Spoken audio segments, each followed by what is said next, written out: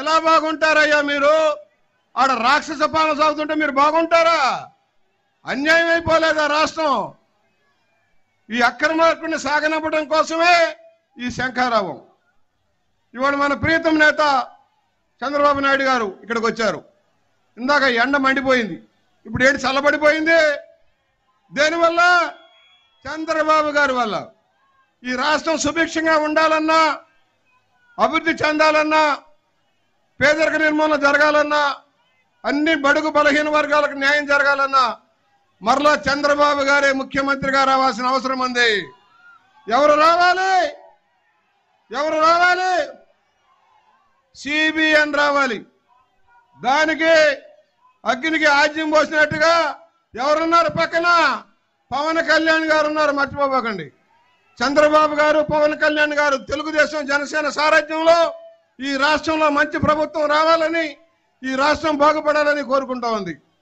ఎక్కువసేపు నేను మాట్లాడకుండా బ్రీఫ్గా మన నియోజకవర్గానికి సంబంధించి ఎన్నెన్నో సమస్యలు, 4.5 సంవత్సరాలుగా అభివృద్ధి లేదు, కనీస సహకారం లేదు.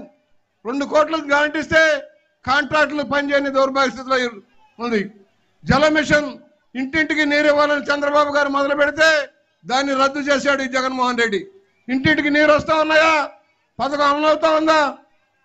6,200 ఇళ్ళు, డబుల్ బెడ్రూమ్ ఇళ్ళు చంద్రబాబు గారు కట్టించారు మన నియోజకవర్గంలో.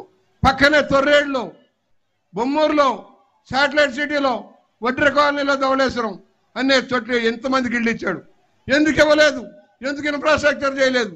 36 లక్షల మందికి ఇళ్ళు ఇస్తానని దగా చేసి 4 ఎక్కించుకోవడానికి పనికిరాని పట్టాలు ఇచ్చి కనీస ఆవాసాన్ని కల్పించిన దౌర్భాగ్య స్థితిలో ఉన్నాం మనం. రహదారులు లేవు, అభివృద్ధి లేదు, ఉద్యోగాలు లేవు. ఇలాంటి దౌర్భాగ్య పరిపాలన సాగనంపాలంటే కలిసికట్టుగా మనం కృషి చేయాలి. నేను ఎక్కువ సమయం తీసుకు, ఎందుకంటే మనం రెగ్యులర్గా మాట్లాడుకుంటాం. అవినీతి అక్రమాలకు కేంద్ర బిందువు అయిన ఒక ఫ్రాక్షన్ రాజకీయవేత్త, ఒక శాడిస్టు జగన్మోహన్ రెడ్డిని సాగనంపాలంటే మనందరం కలిసికట్టుగా ముందుకు సాగాలి. చేయి చేయి కలిపి ముందుకు సాగాలి. దానికి అందరూ సిద్ధమా? అందరూ సిద్ధమా? వేలాదిగా తరలి వచ్చిన మా సోదరిమణులకి, సోదరులకి, వివిధ నియోజకవర్గాల పెద్దలకి, అందరికీ, కార్యకర్తలకి న్యాయం జరగాలంటే తెలుగుదేశం రావాలి, చంద్రన్న రావాలి. చంద్రన్నకి మన మద్దతు ఇద్దామా? చంద్రన్నకి మన మద్దతు.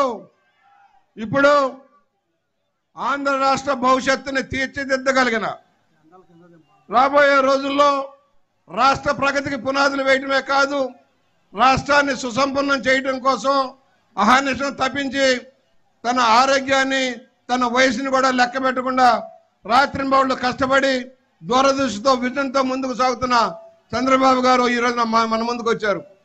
ఆయన కడే కష్టంలో మనం 10వ వంతైనా పడదాం.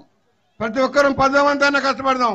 తిరిగి మంచి ప్రభుత్వాన్ని ఏర్పాటు చేసుకుందాం, రాష్ట్రాన్ని బాగు చేసుకుందాం అని కోరుతూ, దూరదృష్టి కలిగి విజనరీ చంద్రబాబు నాయుడు గారిని ప్రసంగించవలసిందిగా కోరుకుంటా ఉన్నాను. నమస్కారం అందరికీ.